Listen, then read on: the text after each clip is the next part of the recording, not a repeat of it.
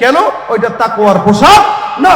তাকওয়ার পোশাক হলো এটা যেটা পরলে গুনাহ থেকে বাঁচা যায়। এইজন্য আবু বকর বলেন, ইমানদার তাকওয়া খুঁজবা। আমি তাকওয়ার জন্য বমি করে সব খাবার ফেলে দিছি, যাতে আমার শরীরের রক্তে এক বিন্দু পরিমাণ হারাম না থাকে। সুবহানাল্লাহ। এটা হলো তাকওয়া।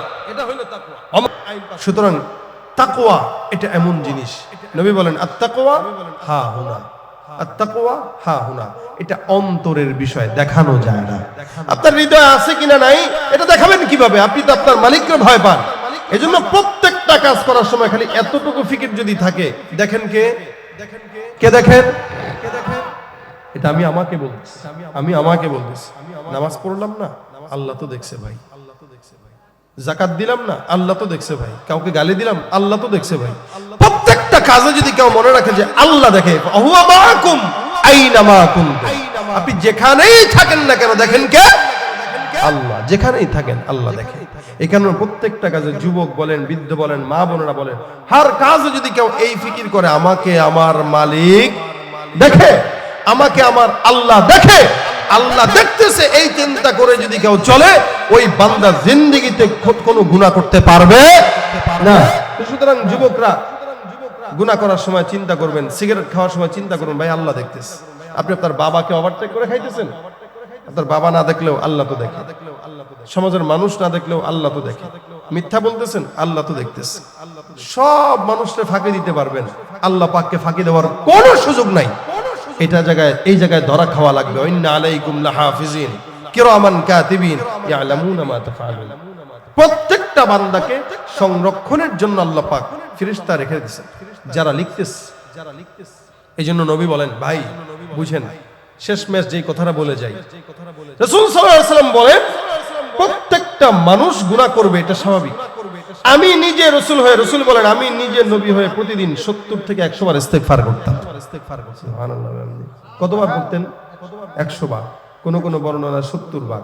আল্লাহর নবী যিনি শাফিয়ে মাহশার, হাসরের ময়দানে সুপারিশকারী, হাউজে কাউসার পানকারী, যেই নবী এত দামি, সেই নবী যদি 100 বার ইস্তেগফার করে, আপনার আমার তো 1 কোটি বার পড়া দরকার। কিন্তু আমরা পড়ি কয়বার? একবারও না, পড়ি না, জানিও না যে পড়া লাগবে।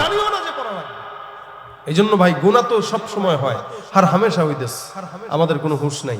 একদিকে গুনাহ, একদিকে যদি ইস্তেগফারটা পড়েন, হয়তো গুনাহ আর ইস্তেগফারে কাটাকাটি হইতেও পারে। এখন গুনাহ করতে আছেন, ইস্তেগফার কোনোদিনই পড়েন নাই, গুনাহগুলো মাফ করবেন কিভাবে? আল্লাহর কাছে যাবেন কি আর জবাব দিবেন কি? বলেন। এই জন্য নবীর কথা অনুযায়ী প্রতিদিন আমি সহ আল্লাহ পাক আগে আমাকে আমল করার তৌফিক দান করুক। আল্লাহ পাক আগে আমাকে বলতেছে, যেহেতু আমি বললেওয়ালা যদি আমলদার না হয়, তা শূন্যওয়ালাদের আমল হয় না। এখানে আগে আমার জন্য দোয়া করেন, আমাকে যেন আল্লাহ পাক জবানটাকে ইস্তেগফারওয়ালা জবান বানায় দেয়, এরপরে আপনাদেরটা যেন বানায় দেয়। জোরে বলেন আমিন। যখন সময় হয় 5 ওয়াক্ত নামাজের পরে গুনাহ তো হয়েই যায়, আল্লাহর ভয়টা অন্তরে রেখে এই গুনাহগুলো দূর করার জন্য আস্তাগফিরুল্লাহ, আস্তাগফিরুল্লাহ, আস্তাগফিরুল্লাহ, জবান খুলে বলেন আস্তাগফিরুল্লাহ, আস্তাগফিরুল্লাহ, আস্তাগফিরুল্লাহ, আস্তাগফিরুল্লাহ। সব সময় যে কোনো হালতে থাকবেন, ইস্তেগফারের আমলটা কোনো বান্দা যদি করে, ওই রাত্রে যদি মরণ হয় অথবা দিনে যদি মরণ হয়, আল্লাহ পাক বলবে না, বান্দা ইস্তেগফার পড়া তারপরে মরছে। যদি নাই পড়েন, আল্লাহর কাছে কি জবাব নিয়ে গেলেন? এই জন্য এখন থেকে নিয়ত করেন ইস্তেগফারের আমল প্রতিনিয়ত 5 ওয়াক্ত নামাজের পরে যখন সময় হয় তখন পড়বো ইনশাআল্লাহ। কারা কারা হাত তুলে? আল্লাহ তুমি কবুল করো।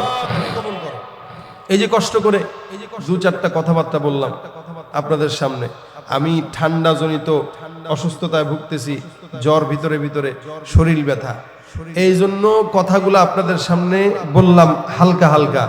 আপনারা যদি এই হালকা ভাঙা ভাঙা কথার থেকে 5-10 জন মানুষ যদি ইস্তেগফার এখান থেকে পড়নেওয়ালা হইতে পারেন, আমার এই শারীরিক দুর্বলতা নিয়ে কথাগুলা বলাও আল্লাহর কাছে ইবাদত হবে। আপনারা পড়বেন, আমি বাসায় শুয়ে শুয়ে আমল পাবো, সওয়াব পাবো ইনশাআল্লাহ।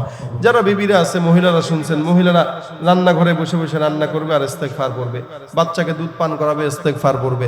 আপনারা ব্যবসা বাণিজ্য বসে দেন, ইস্তেগফার করেন। ইস্তেগফার এমন একটা আমল ভাই, বান্দার ইস্তেগফারের আমলের কারণে গুনাহ তো মাফ হয়, ইস্তেগফারের আমল বান্দার রিজিকের অভাব দূর করে দেয়, ইস্তেগফারের আমল বান্দার বিপদ মুসিবত দূর করে দেয়, ইস্তেগফারের আমল বান্দাকে আল্লাহর সঙ্গে সম্পর্ক বাড়ায় দেয়। সুবহানাল্লাহ।